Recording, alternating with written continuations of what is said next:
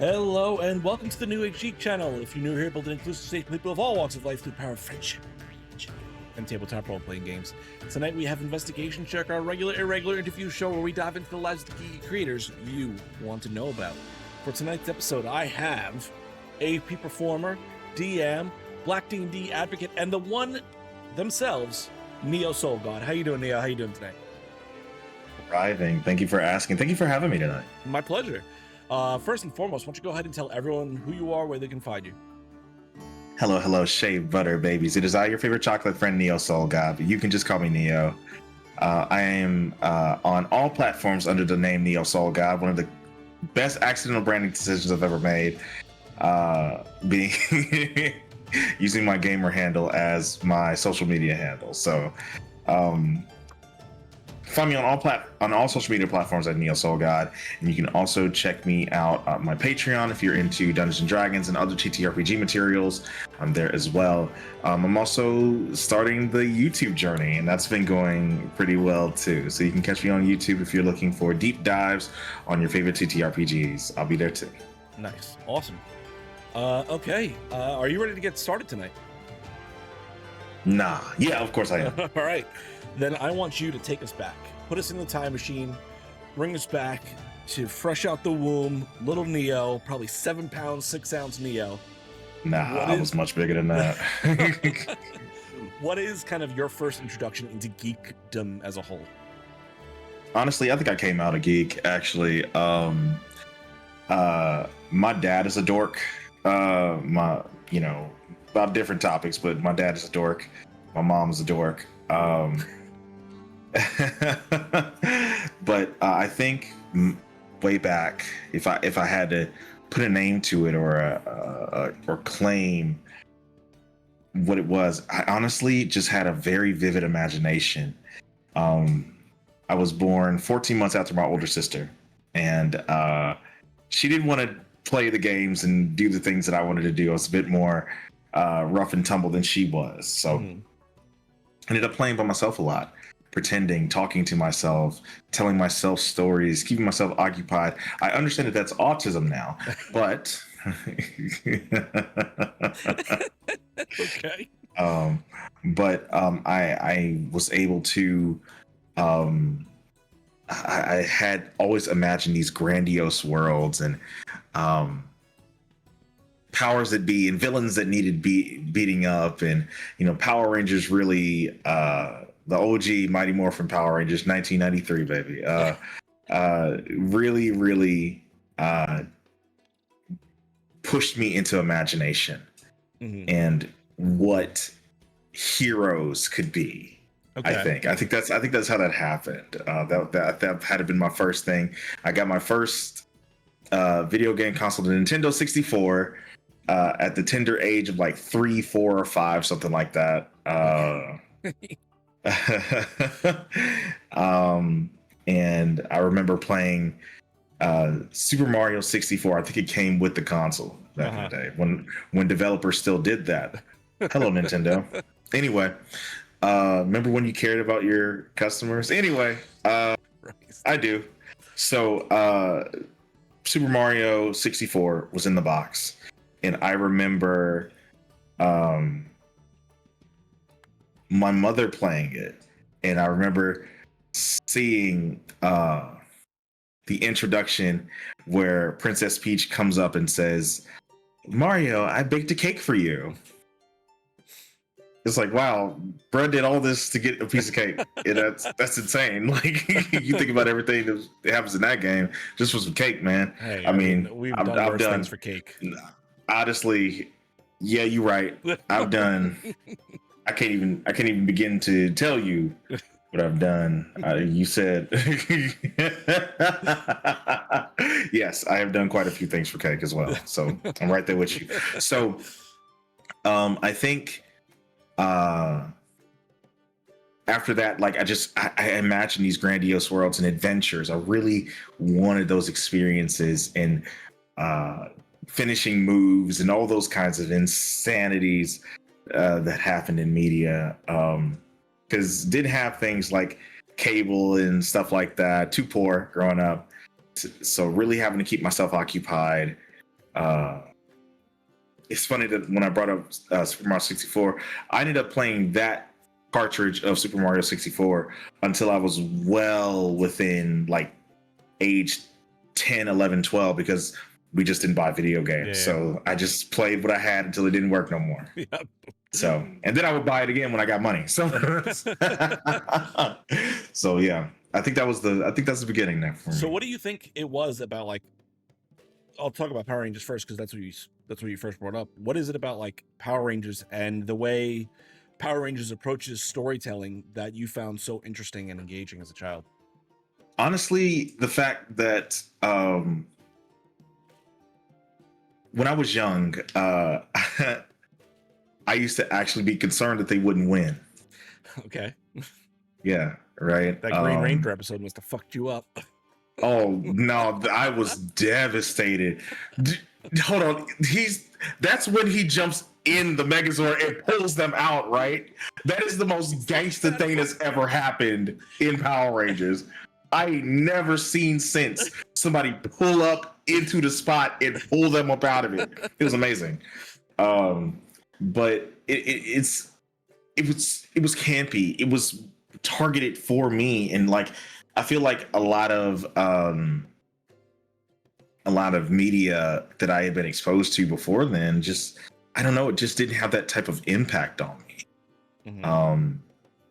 And I don't know, it was something that was always with me, because it was also something that my older sister could enjoy as well. Mm-hmm. So I don't know, it was just something about its camp, and that it was not afraid to be camp, and the effects were awful, and like I don't know, and there was a black guy on screen, so there's that too. Because growing up I wasn't allowed to watch things if it didn't have black folk in it. Okay. So like for a lot of things in that vein, like I didn't see The Princess Bride until last year for the first time. Wow. Okay. Yeah, fantastic film. Oh my god, what'd you loved think? it. No, fantastic film, loved it. But I wasn't allowed to watch that growing up because it had no black people in it. Mm-hmm. So also I got to see people that looked like me and on screen, and that was huge for me and huge for my family. So I think that's another thing. It just was always there. It was always a part of my home, my childhood, my adventurous spirit. Okay. Also because my grandmother loved kung fu movies. Okay. Right. Bruce Lee, if you see NeoSoulGod now, you bring up the words Bruce and Lee in the same sentence, not even together, she will have words to say about Bruce Lee. So martial arts films were a part of my upbringing too. Black folk love martial arts films, now that I think about it. Yes, that is yeah. Oh my god, we love martial arts movies. Like I saw The Last Dragon. My mama bought me a DVD of The Last Dragon when I was maybe a preteen. I watched that DVD until it didn't work anymore. Just a laser burnt in it. Oh my god, yes. Actually, yes, because DVDs were awful. But it was also, I don't know, I imagined myself doing it, and I think that's what caught me, because I would bust my head open flipping off of something, or trying to do one of Thomas us off of something, and just my poor mama. It's nothing short of a miracle that I've never broken a bone. Yeah, I think that's true for a lot of us in the 90s. So what is kind of your next step then? So you kind of start down the geek path through family and the shows and games. How does that kind of evolve? What is the next step for you along this path? I think honestly, I think by that point it really became expanding my horizons in video games. Okay. Because for a long time I wouldn't play anything if it wasn't an action adventure platformer. Okay. Right? I wouldn't touch it. because again, Super Mario 64 is the first video game I owned, right? So Banjo-Kazooie going forward into the sequel Banjo-Tooie, and then I think the next big one that stayed a part of my life was Spyro Year of the Dragon. That was a huge one for me. Okay. That old Spider-Man game back on the N64 and PlayStation. Yeah. That was based off of the animated TV show from the 90s. Those were the games that I played. Yeah. I wanted to adventure. I wanted to save the day. Then I played Star Fox 64, and that kind of blew my mind a little bit. But those were the things that I wanted to do, and playing those adventure games, seeing these different types of genre in adventuring, right? Because Spyro probably would have been like my first introduction into like equivalent medieval fantasy, right? And I don't know, it was so many different types of access that I gained, because also I grew up with people, black folk also really like Dragon Ball. So I was going to bring it up, and then I'm like, you know what? I'm sure we'll get to it. Yeah, it's unavoidable, honestly. So being exposed to different things outside of my Baptist Christian home, because I don't know if I mentioned this before, both of my parents are preachers, mom and dad. Okay. As a matter of fact, going beyond that, my grandmother is. My older sister just got her doctorate last year for it. My grandmother's father was a preacher. My father's brother and sister are preachers. So this is a family legacy thing. So these things, a lot of stuff was just not welcome in my home. So it had to be through exposure to others. And I saw how all the kids my age loved Dragon Ball. Couldn't watch Dragon Ball because Dragon Ball requires cable. Particularly Dragon Ball Z was running at the time. And I wanted to be a part of that so much because that's what all the little boys my age were into. Yeah. And that was my first exposure to anime. You know, and I never I never really had the opportunity before then to be exposed to anime. That's when people talk about Yu Yu Hakusho and being their favorite show, I didn't have that growing up. I didn't watch Yu Yu Hakusho. Right. That's probably why I still don't like it today. Yeah. So at what point then were you able to kind of get that exposure to Dragon Ball? Because at what point did that happen along the journey? I think that was closer in like middle school age, I believe. Probably like primary school into middle school, probably about 11, 12, something like that. Okay. Somewhere in there. Essentially, Dragon Ball Z was nearby, but I didn't really get into it until the Cell Saga in the States. Okay. I feel like everything before then was just, okay, I know that this exists. Right, I know that the kids like it, but I didn't have access to it myself. And, because I enjoyed cartoons, but I never was able to see those types of shows unless I was at a relative's house for that. For that running, right? And even then, I really wasn't interested. I wanted to watch Dexter's Laboratory or Johnny Bravo. Or I wanted to watch shows like that. Right. And even then, like my exposure to shows like the Powerpuff Girls and like I think that those really shaped my tolerance too. Because the Powerpuff Girls was hard. The Powerpuff Girls was gangster. Buttercup was a gangster. I'm trying to tell you. But I think that's when that happened, is when I got access to Dragon Ball, because we all in that, I don't know if it was, I feel like this is maybe universal, but specifically for my particular upbringing, we all started teaching ourselves Toriyama style art to draw these pictures. And that's how I first learned art too. Yeah. Just because we were all trying to master Sensei Toriyama's work. And don't get me wrong, I have my qualms and issues about Toriyama-san and in my adulthood and his representation of my people. Yeah. But that was my exposure.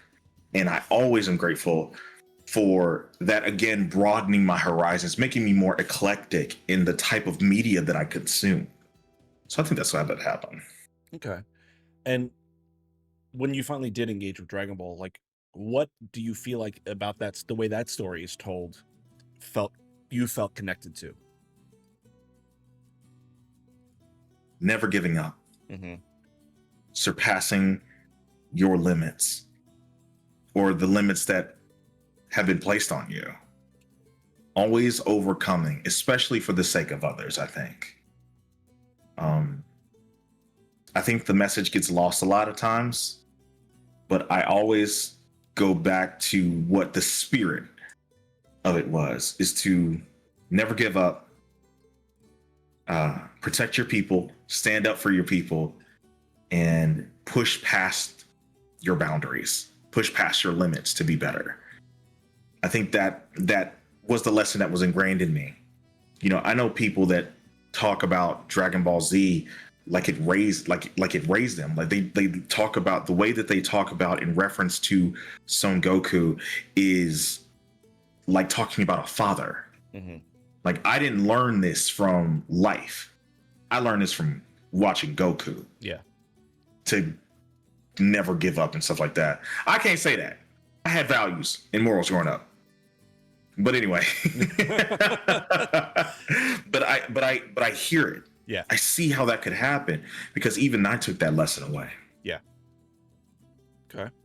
So at what point do we start to get into the tabletop space and telling your own stories, whether that be through a character or through a story as a DM or oh wow, like yeah.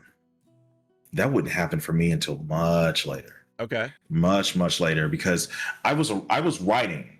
I was always writing, even as early as, you know, primary school into middle school. I was writing my own fictions. But like as far back as like the 4th grade, I remember, maybe even earlier than that, writing my own adventures that were in the vein of the Monster of the Week cartoons. Like, okay, we beat the bad guy this week, and we found the MacGuffin, and we got to get 5 more to to save the world or something. Yeah. I had been writing stuff like that since I was in the 4th grade. But I think the thing that really like broadened me into really paying attention to fantasy as a whole was actually the first time I played Final Fantasy X. Okay.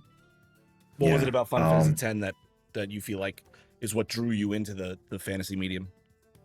It evolved how I consume storytelling. Like, I think Final Fantasy as a whole, as a series, has really pushed the boundaries of what narrative can be in video game, right? Some of those older ones are so powerful with telling beautiful, amazing stories through only text. Yeah.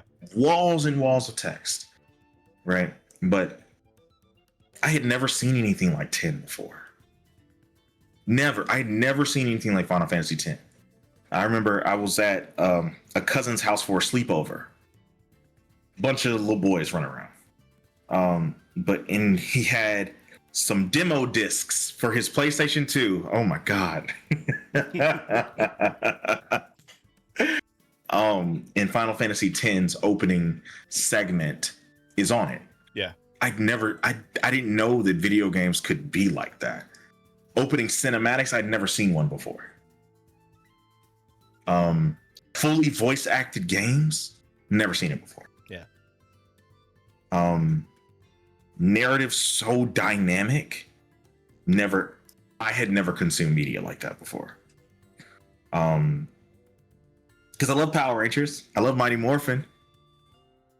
The narrative's not changing any lives. The narrative's not breaking any boundaries, or like, I don't think I cried once during Power Rangers. I don't think. But the narrative was pushed in a way that I had never experienced. It was the first time that I had really seen romance done in a game that didn't make me go ew. I was like, actually, this is nice. This is beautiful. Is this what love is? And then I play more and more Final Fantasies, and I essentially find my genre. Yeah, I essentially find my niche and the way that I want to tell stories. Very heavily inspired by JRPGs. Okay. In my storytelling, very heavily inspired by. And then I played my first Dungeons and Dragons game probably at about 16. It was terrible. It was awful. Teens are terrible.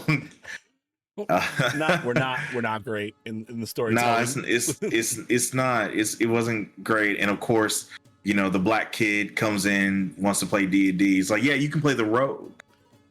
Sick. Yeah, it'll be cool. You can play the rogue. You can play the thief. It's fine. Third edition. Anyway, so never tried it that one time. I was like, yeah, this is complex because creating a character was like filling out taxes. Yeah. Third edition was not inviting. No, exhausting. Absolutely. And I wouldn't touch TTRPGs again until I was an adult. I was grown. Okay. Grown and living on my own. You only played one game or one campaign? One game. One game. Okay. One game. But I had been in proximity to Dungeons and Dragons peripherals, I guess. I played Baldur's Gate Dark Alliance on the PlayStation 2. Okay. Fantastic game. Okay. Has it aged well? I'll never know. I'll never played it again. I'll never know. But I used to play that co-op with my stepbrother. And it's like, I mean, and I remember looking at the game and it said Dungeons and Dragons on. I was like, oh, this is Dungeons and Dragons. This is what it could be like. I don't know what the hell I was doing then. But from there, like, I wouldn't play again until I was grown. Okay. Would meet my roommate at the time. Met some guys and they say, hey, let's play some D&D. And I'm like, okay. We were really playing Pathfinder, but a Pathfinder first edition and 3.5 were like, yeah, very similar. The same, very game, similar, basically. Yeah. So I remember because I was like, well, I kind of want to be like a samurai or something like that. Again, in my weebish era, right? Deep into it. And I remember he pulls out a book, says, yeah, you probably found something in here. That book was entitled Oriental Adventures. It was a different time. My God. My God. Yes. So, and I played a Hinge monk. Okay. The Hinge Yokai were literally, as it translates, transforming spirits. I played a little bunny guy who could transform into a hybrid form, into a rabbit form, and I had a sword, a cursed sword that essentially did wild magic. Okay. I don't know why he gave this to me. I think he just wanted to mess with me. Because I didn't know what was going on. I was just like, yeah, I'm gonna just I guess I'm super fast. I'm a bunny person. I swing at him. I hit him. And it's like, yeah, your sword surges. And now you cast lightning bolt. And I was Thunder Bunny ever since in that campaign. Okay. How long did this game go for? Not long. Okay. Not long. That DM was insufferable. Okay. Not even as a DM, just like as a human being. Yeah, I think it comes from like how I grew up, but I have such a low tolerance for weird white folk. Okay, glad we're having this conversation. Such a low tolerance for it. It's like, bro, why are you being so weird? Yeah. Get out of my house. And it really always came from like my proximity to wealthy white folk. That's really what it was, I think. Oh, so you didn't grow up with us poor white folk? No, I grew up around poor black folk. So did I. So yeah, like normal people. That's what you...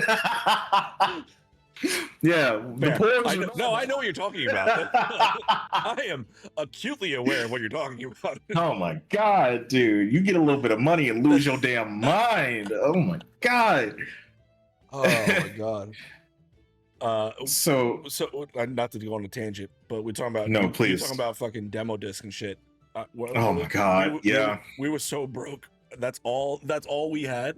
That's most disc? Of your library, right? Yes, been there, absolutely. The Rapper for the 18th time on one level. Oh yeah.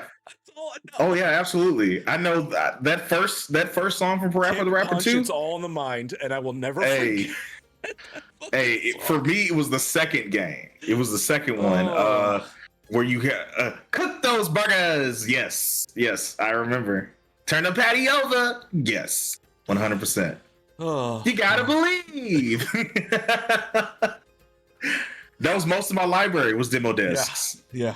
Oh, PlayStation Magazine demo discs. Yes, sir. Yeah. Yes, sir. Absolutely. 100%. Right. Sorry to interrupt. No. Hey, that made me happy. I love it. I wish they still did it. Honestly, demo discs are a lost art. That's for sure. Yeah, man. I never bought any of those games, but so I guess they really aren't. You know what I mean? Well, I bought a few actually from a demo disc. There was one demo disc that I had that didn't even have the game on it. It had the trailer on it. Okay. And I was obsessed and I needed to have it. It was Kingdom Hearts. Oh, okay. Yeah, I'm trying to think. I know the only demo disc that I bought the game of was Zone of the Enders. I bought. It had Metal Gear Solid 2 demo disc. Yeah. But I mean, I was gonna play Metal Gear Solid anyways. It's the reason I ever got PlayStations was for Metal Gear. Of course. Yeah, I remember I had a demo disc that had Zone of the Enders on it, and I was like, I don't think I would ever play Zone of the Enders for real until the PlayStation 3 comes out, until I can get it digitally. Like, I don't think I would ever even see that game since. And I'm just like, this game is amazing. All right. So, Mecha anime. God. Oh my god. Yeah, my proximity to mecha anime. Yeah. It has changed my life. Zone of the Enders started. No, I think it was Zoids. Yeah. Then Zone of the Enders then it was Zone of the Enders shortly thereafter. I was like, oh, everything mecha. And I just would go back and watch every Gundam. Yeah. And of course, again, mostly anime, mostly Japanese media, but like that's where my storytelling kind of was influenced by for a lot of that portion. It would change later on, though. So I want to get into that. At what point do you start to become the storyteller? Are you telling these stories? Absolutely. It happened to me because I think as I really started to accept my Afrocentricity, that would happen I had an entire Hotep phase at about 16. About then, and I mean like full blown, all black every day, beret on. See, the truth of the matter, my brother, is that you need to radicalize your thinking. See, sister, what you need to understand is that you too busy trying to be Erykah Badu, my sister, but you need to Erykah Badu something about the life.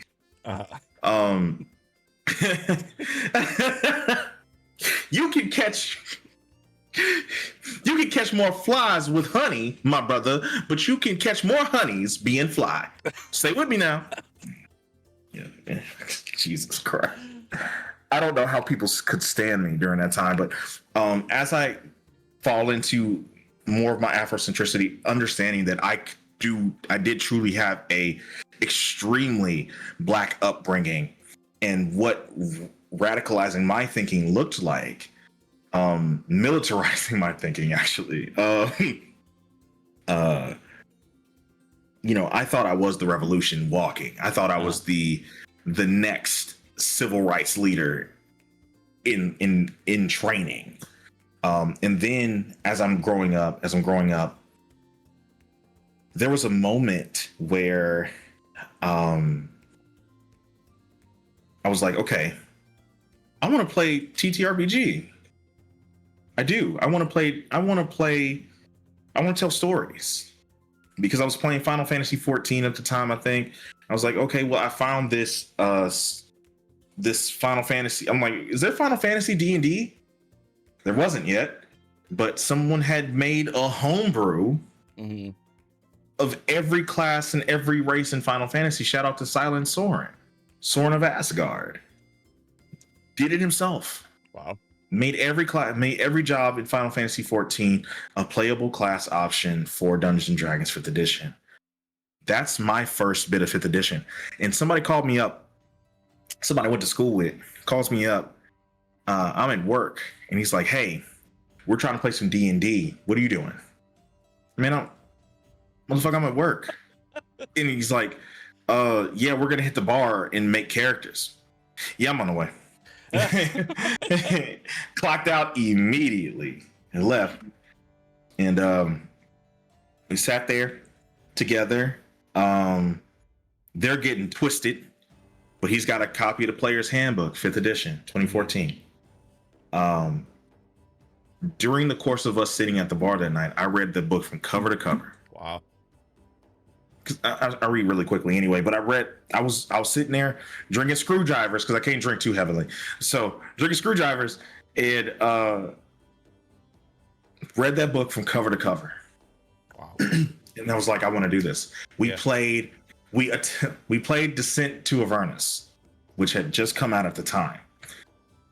And what I should really say is we pretended to play Descent into Avernus. Okay. Like, that campaign was terrible. Okay. But I met some I just remember what the game was called. We called the game unofficially Vets and Cons. Okay. Right? Vets and Cons. The reason for that is because most of us who were playing had served in some branch of the military. I was in the Navy, one guy was in the Army, and the other guy was in the Army, I think. The other guy. Hold on, I didn't know you were in the fucking Navy.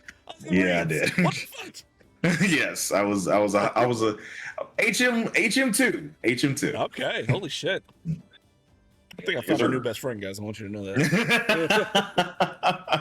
So, we were the vets, and this guy, and this is how I knew that meta was always some bullshit anyway. Okay. Because the other guy that we met had joined us from a Facebook invite.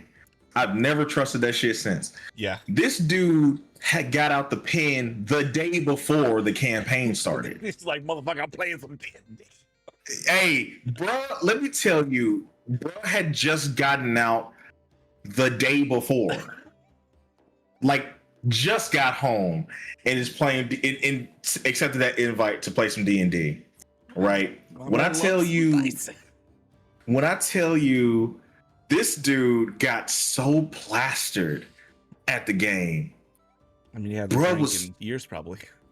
Probably. Bro turned up so hard and was so aggressive. I was about to put him to sleep. Swear to God. I was like, I don't play this. Like, this is, and I'm the only person that is not white in the room. And I'm just like, let me tell y'all something. If bro don't calm down, I'm about to get real black up in here. Hey, it's not about to be good. It's not about to be great in here. And it was like, and it's like, yeah, we're gonna say that we're gonna call it for today. We're gonna call it session. Okay, cool. We circled the block and came back and played some more. Okay. But vets and cons. That was what we named the game. We never saw that dude again. Never seen him again. Because he went back to the pen the next week. That tracks. Hope he's doing well, actually. So after that, like, I'm tired of having these bad experiences with Dungeons and Dragons. Right. And somebody said, Critical Role exists. I see it, and I'm like, wow, that's a lot of white folk. But somebody sends me, it's like, LeVar Burton's daughter has played with them before. Send me those, please. Send me that. No context what's going on. Mika Burton is playing Dungeons and Dragons with Critical Role. I didn't know Mika was LeVar's daughter, or what was it? LeVar Burton? Yeah, I didn't know she was LeVar Burton's I think daughter. Don't have me tripping now. I absolutely think that she's kin to LeVar Burton. I'm pretty sure. Now you got me tripping. I believe you. I just never heard that before. That's funny. Oh, and headphones died. 1 second. Yeah, no worries.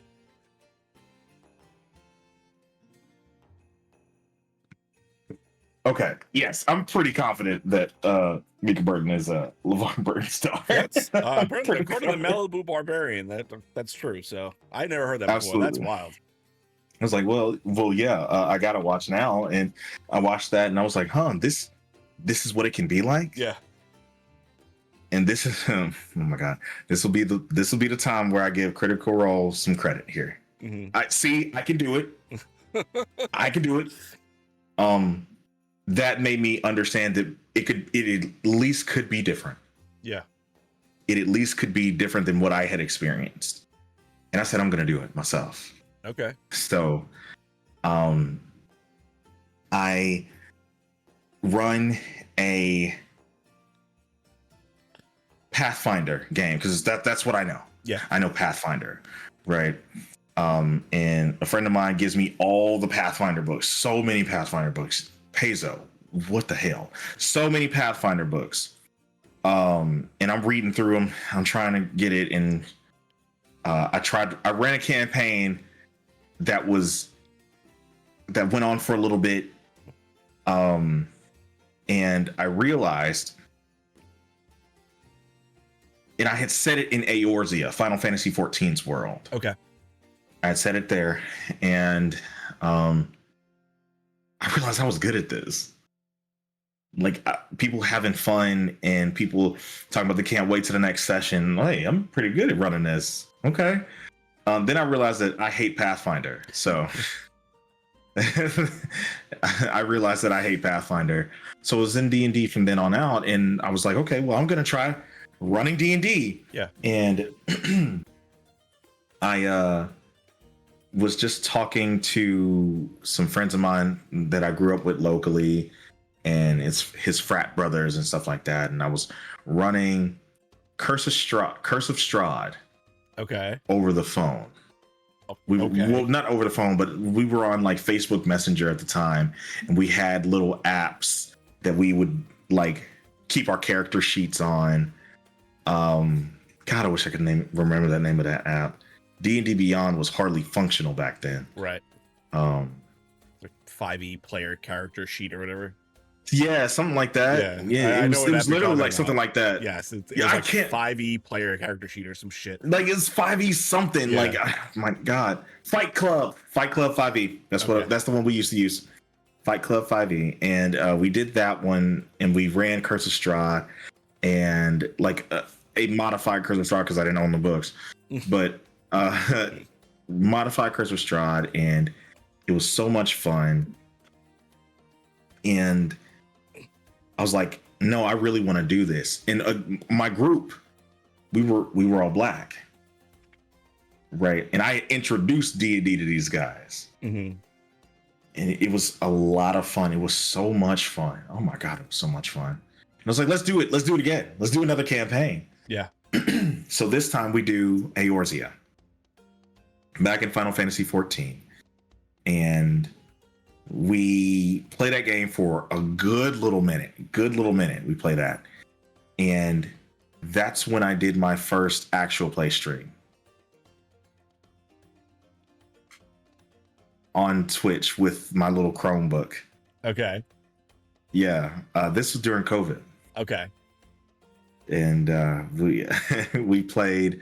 We called it Locked and Loaded because we all have locks. Okay. Yeah, the stream was locked and loaded. And I don't know. I learned then, it clicked for me. Yeah. It clicked for me that this is what I need to be doing. This is what I've always done my entire life. And specifically surrounding Black folk. Okay. Surrounding my people. Yeah.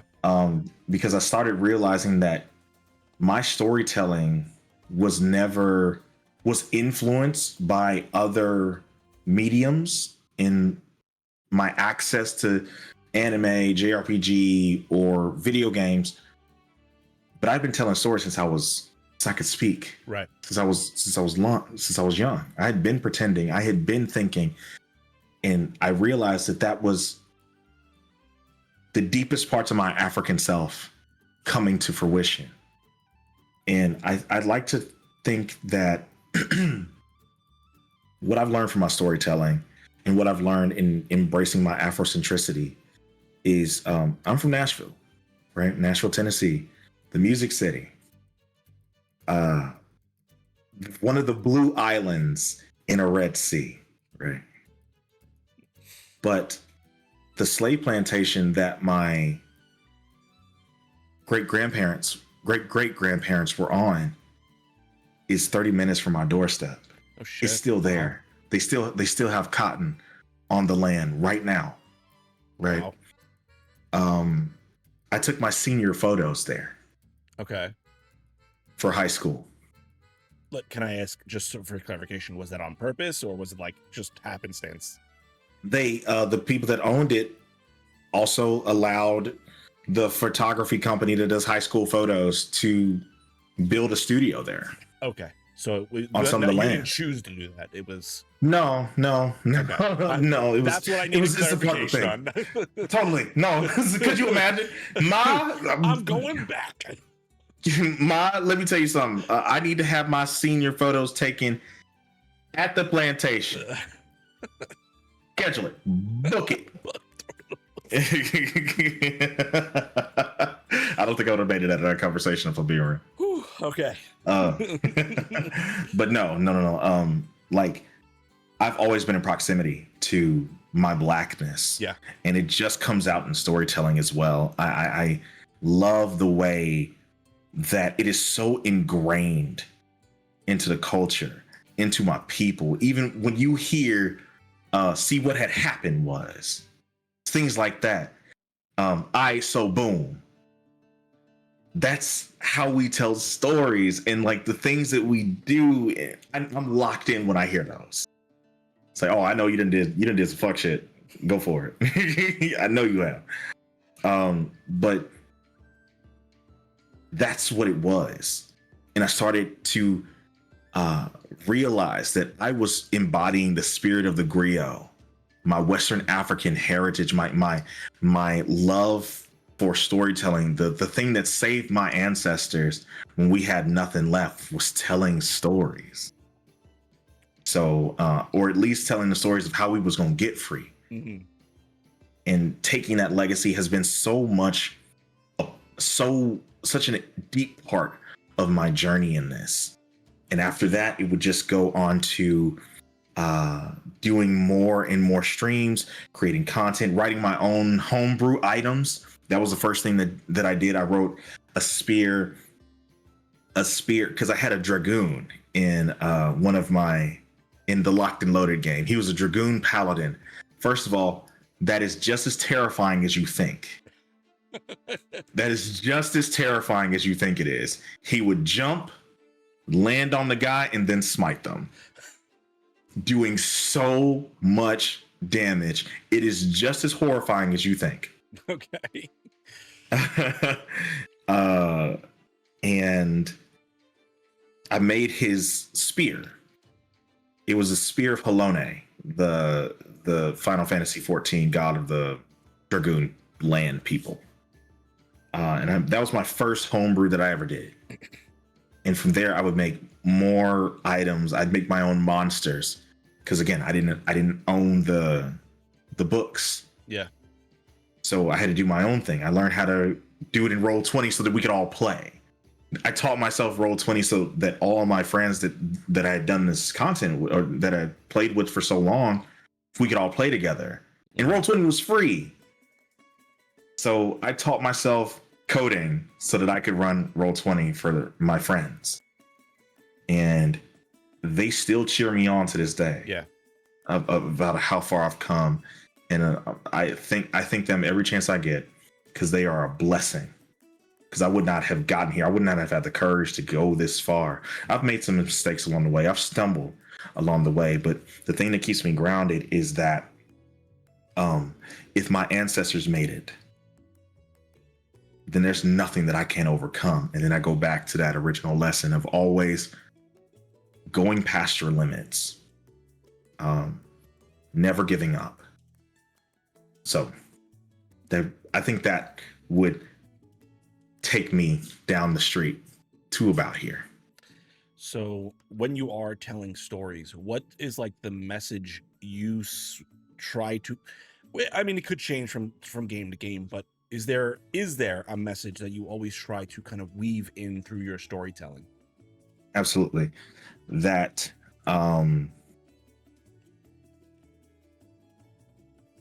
I think that together we can overcome anything. That your upbringing, where you come from, who your people are, don't shape destiny for you. Sometimes you were just called, and circumstances call us, and we either have to have the courage to answer or let it go. And that's what I want to tell stories with. That's how I want to tell stories, is I want to bring people together to do marvelous, spectacular things. And hopefully, if anything that I do can sprinkle into the player themselves and radicalize them to believe that they can go beyond as well, I've done something right. Do you think that it is who you are as a person, or how much influence do you feel like Dragon Ball, Power Rangers, these stories of pushing past, coming together and accomplishing these things, do you feel like it is you're influenced by that, or is why you were attracted to it? Do you feel like that was always your core belief? Wow. I think that was always it. I think that was always the core, and that's why I was attracted to those things. Because I come from a legacy of adaptability. I come from a legacy of survivors, of fighters. I have so much love for my home. I have so much love for my city, for my community. Growing up in North Nashville, I grew up around pillars of the Black community in locally. Fisk University, Meharry Medical College, Tennessee State University, the Tennessee State University, home of the aristocrat of bands, often imitated, never duplicated, the land of golden sunshine. They raised me. Yeah. Being a part of community has been my entire life. I ain't never had my people nearby. That's one thing I can never say. I didn't have a lot growing up, but I always had family. I always had community. Mm-hmm. And that's what I want to do. And I think overcoming is so ingrained in my DNA that when I saw stories of heroes rising up against whatever odds, innumerable, immeasurable odds, and still fighting for a better tomorrow, or to just say that they did it and failed. I don't know. I think that's exactly what attracted me to those stories, because it's locked into me. Yeah, that's awesome. I love that so much. Oof. That was powerful. Sorry. No, I get it. Wow, you shook me a little bit there, actually. So you are, as you say, a Black D&D advocate. Yes. What does that mean for you? Like, what do you hope to do in the space?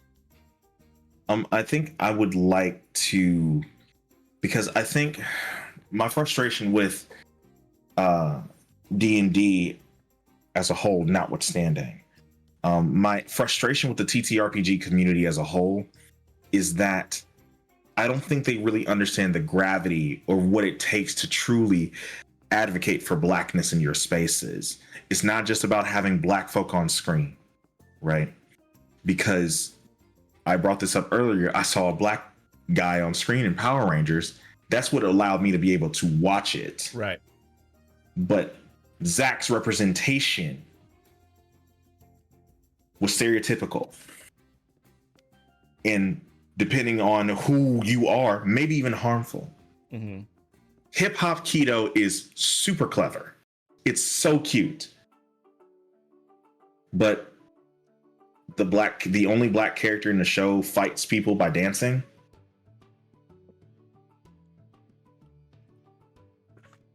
To some, it's him creating his own, his flair, his style. To some, it's dang. Right. It's cool, but dang. Right. I'm in that camp now. Mm-hmm. And it's not, like I said, it's not just about having Black faces on screen. It's about letting Black people tell Black stories, because that's the thing that gets erased, right? Is that Black stories are often told by non-Black people and told incorrectly. Okay. Right. I was speaking with some of my colleagues and good friends earlier today, and they brought up an example of Dimension 20 specifically, and how, or some cast members from Dimension 20, how Abria and Lou talk to each other instead of how everybody else gets talked to. There's moments where there's a level of familiarity that can only be had between them as Black folk. That is what's missing from the TTRPG community as a whole. That's what's missing. The familiarity that can only be given through Black community.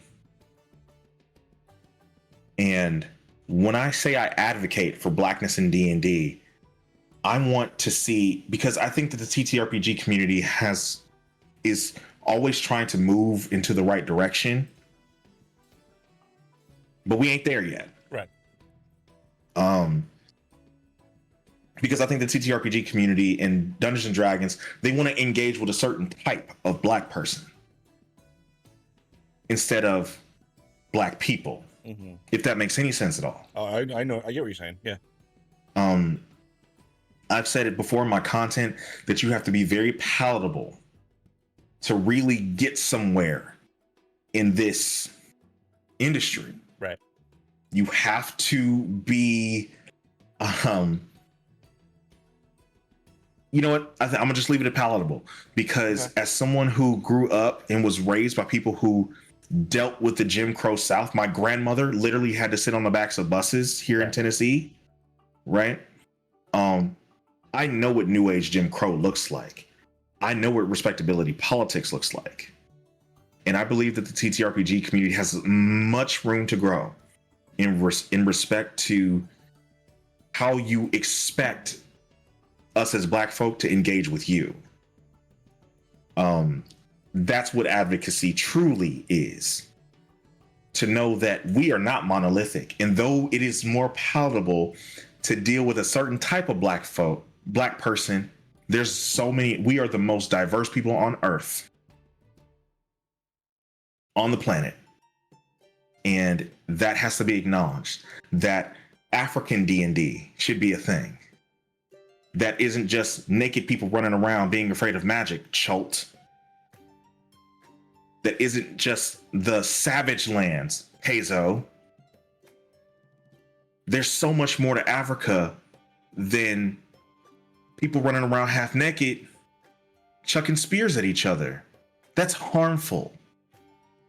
And if anybody would Google Ghana, Google is too free. If you just Google Ghana, Ghana is beautiful. Mm-hmm.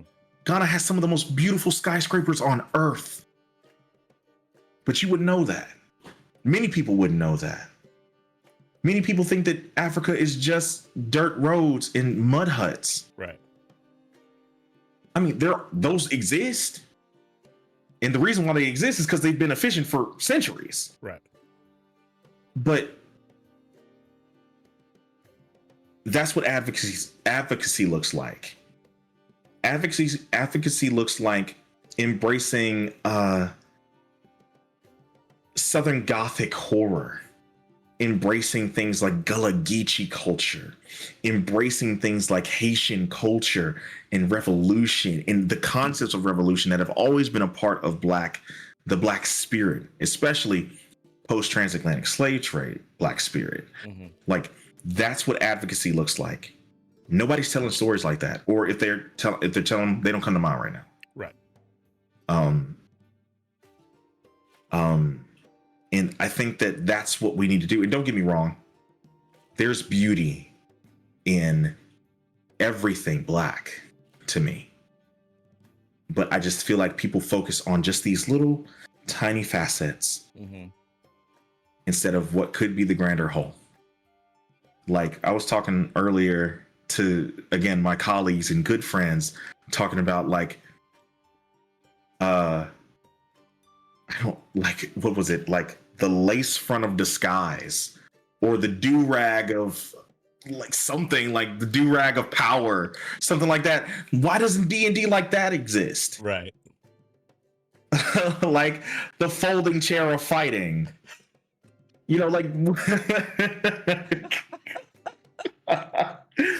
a crown royal bag of holding. Oh, fucking God.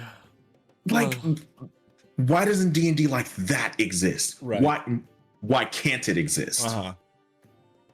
Why can't it exist? Why aren't we bringing in these other touchstones of history, we'll say? What could be cultures that you don't normally access? Right. Because again, they're not palatable to access.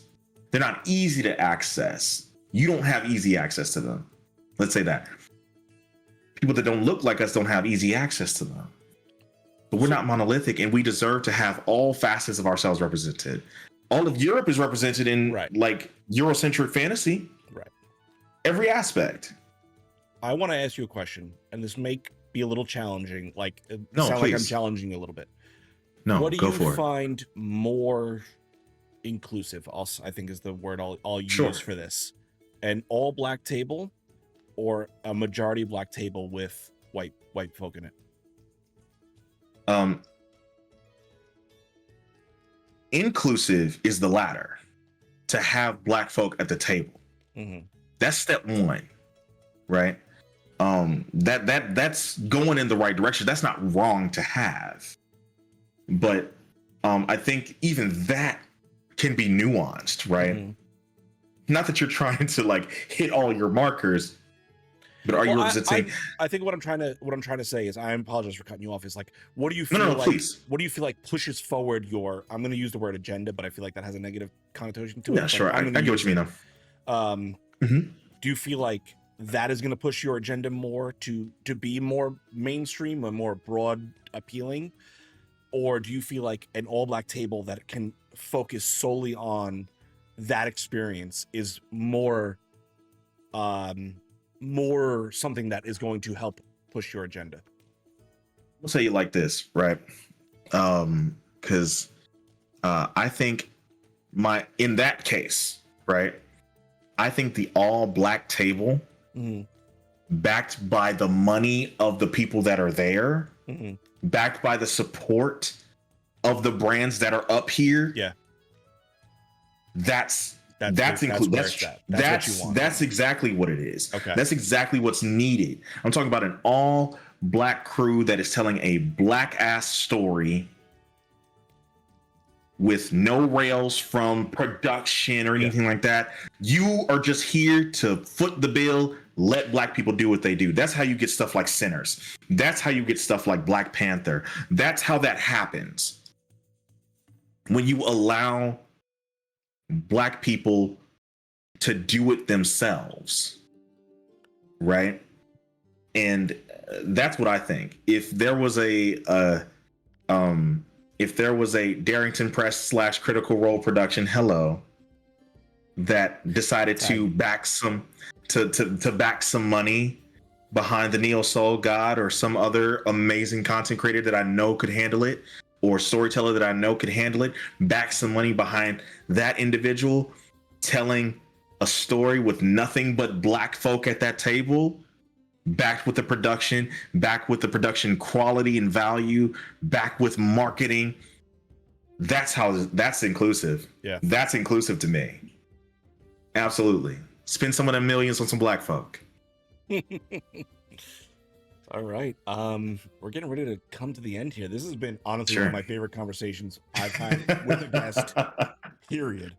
I'll take that. Thank you. This has been fun. God, I'm glad you're having a good time because I'm having a fucking great time. Is there any dream projects, collaborations you'd love to pursue in the future? Oh yeah. My dream project is actually in progress right now. Someone is turning my Hillard University setting, my historically Black Magic College University.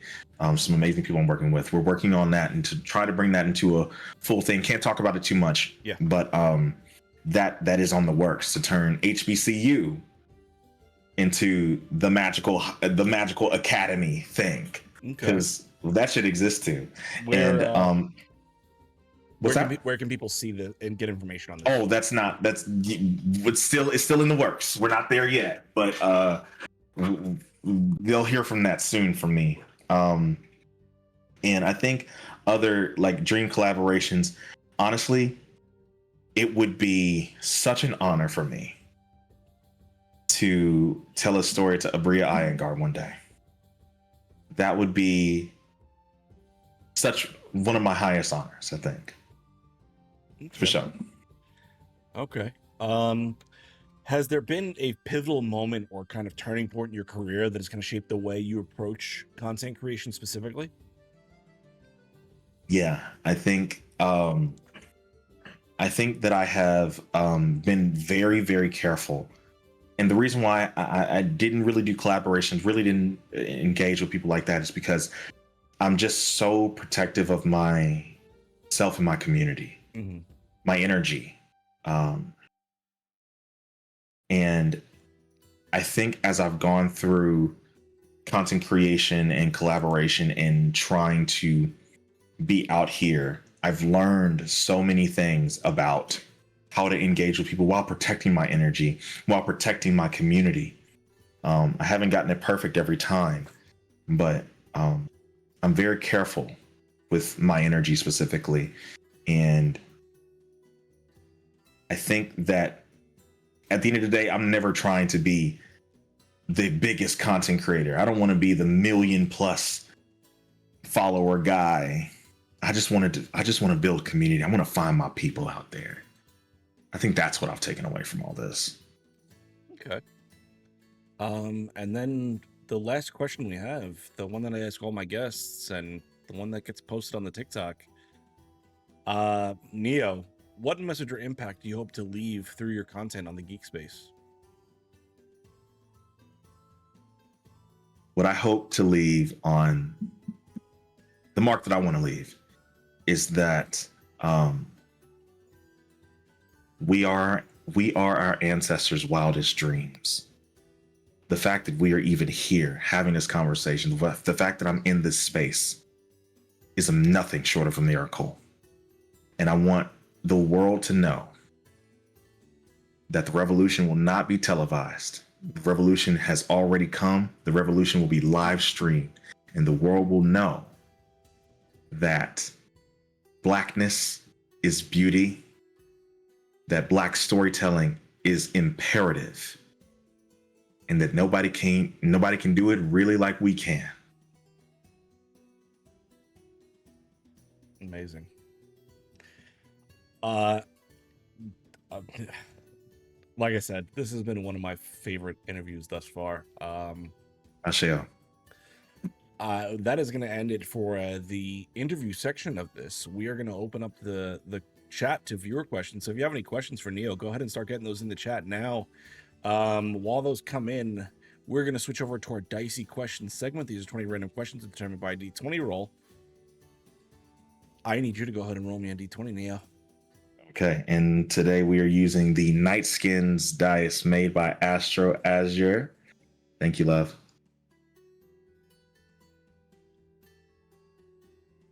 That's a natural 20. What does that do? Okay, if you have to give a presentation with no prep time, what's your chosen subject? Wow.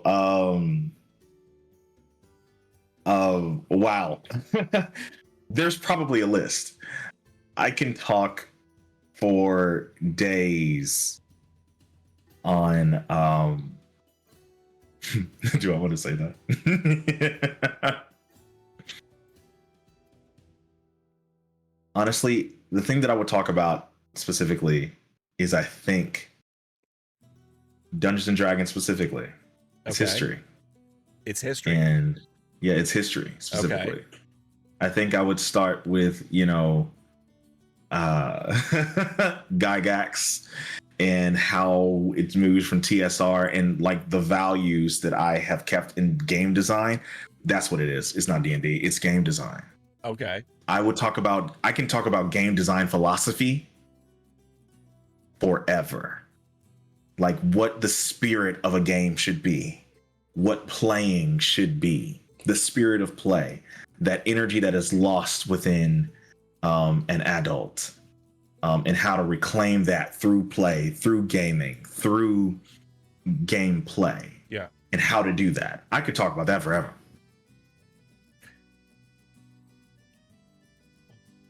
What if, when you are the one creating, what do you feel like you are the things you need to hit when you are designing something? Interesting. I normally have, I don't want to say a theme. Yeah. Though themes are important, I think, again, I've said it before, but the spirit of what I'm trying to create. For example, I made a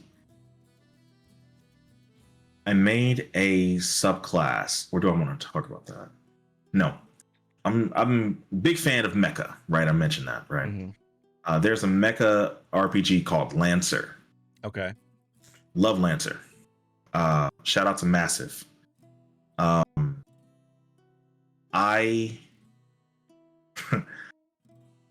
wanted to make a supplement for Lancer that was essentially if Western Africans took to space. Okay. And made their own like mechas. And what I wanted to do is create a thing, like create mechs that embodied the spirit of like Western African mythologies a little bit, but I wanted to keep them true to that. Like, for example, I made a mech called Azisa. Okay. Azisa's whole thing is the Azisa in Western African mythology and folklore is a little tiny fire fairy that are known for bringing fire to people. And I wanted this mech to embody the beauty and the reverence that I had for the culture, while also doing that within the design.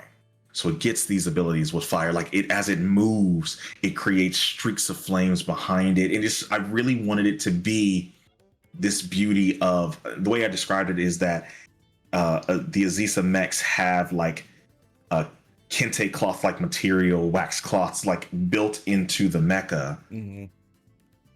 Again, giving rise and homage to where they come from. that things are passed down, that the pilot has to weave this cloak themselves for this giant mecha before they can pilot it. Right. Like those were things that I wanted to create.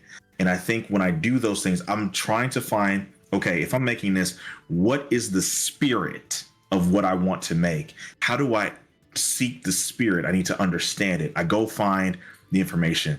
I find out what this is supposed to mean and what it means to me. Mm-hmm. And then I try to gamify that, trying to throw some mechanics on it. Okay. Give me another D20 roll.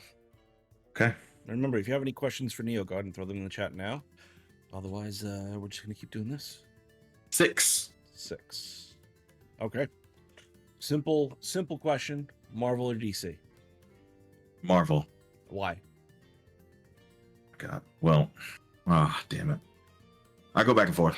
Marvel more consistently, but Shazam is one of my favorite superheroes of all time. Has been since I was a kid. First comic book I ever read was a Captain Marvel comic back in the day when he was still Captain Marvel. Yes. Okay. But Marvel specifically because no, actually DC, but specifically DC animation. Okay. That's where a great deal of my youth was spent. Animated programs like Justice League Unlimited,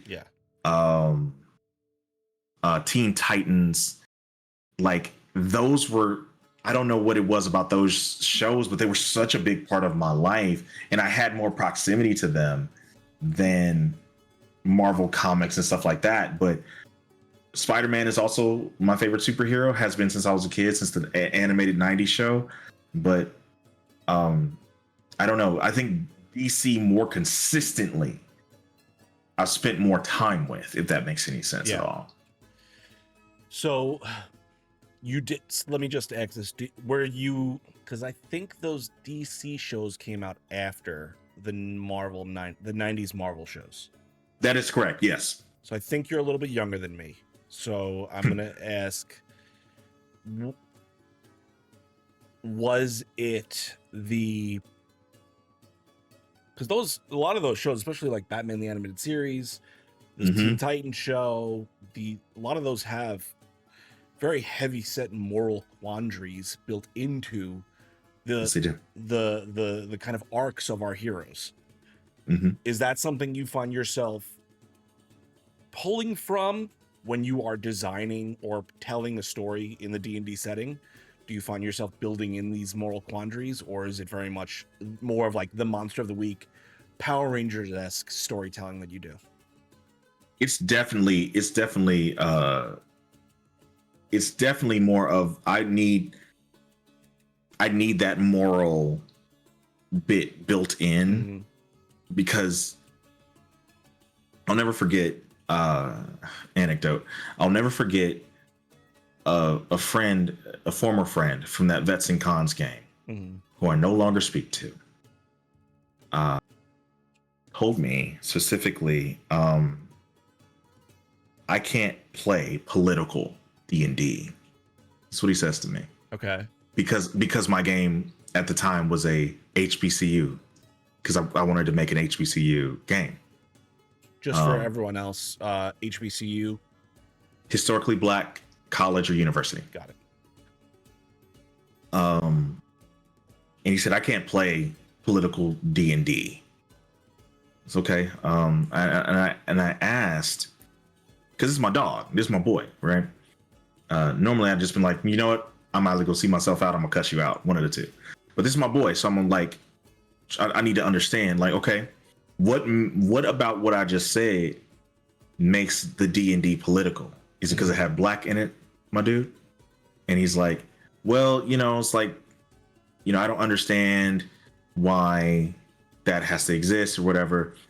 And HBCUs have to exist because we couldn't go to school with you. Right. And also, honestly, because he was of Jewish descent, you couldn't go with most of them either. You would have had to go to the HBCU probably if they found out your lineage. So, and the frustration I had there was that he said that, and I said, I don't get to, because he was very much white passing, the definition of white passing. I said, do people even know that you're Jewish a lot of the time? Do you tell them that you're not able to hang out because Hanukkah's coming up, or do you tell them that you're of Jewish descent? No, I don't. Why? Because it might get me harmed. Exactly. It might get you persecuted.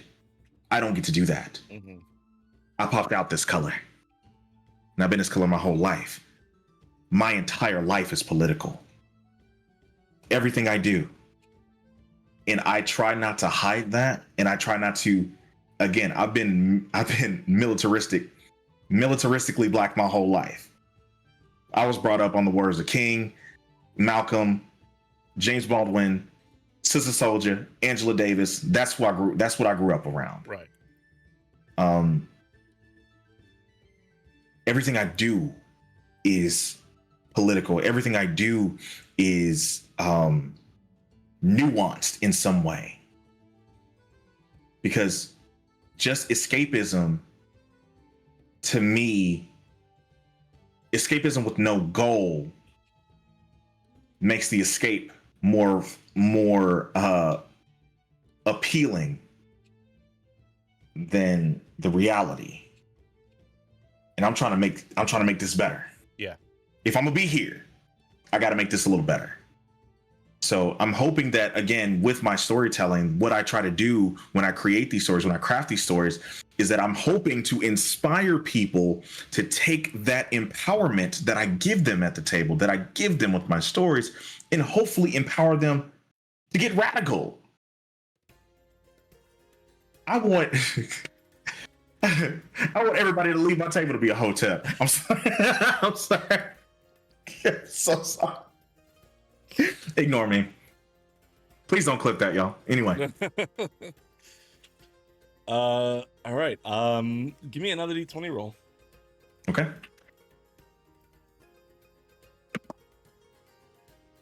That's a 10. Okay. What is in your hoard? What do you collect? What do I collect? Oh shoot. What do I collect?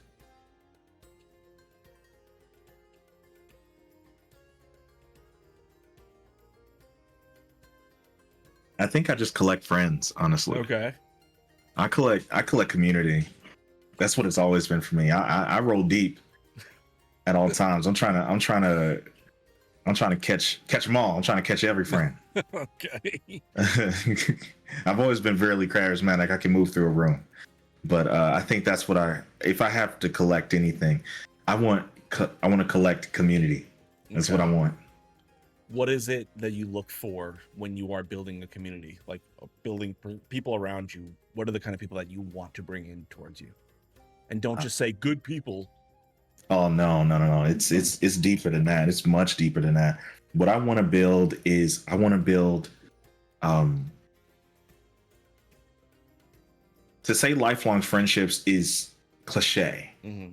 I want to build a network of people that you can call on at any time that will always answer the call whenever whatever's needed.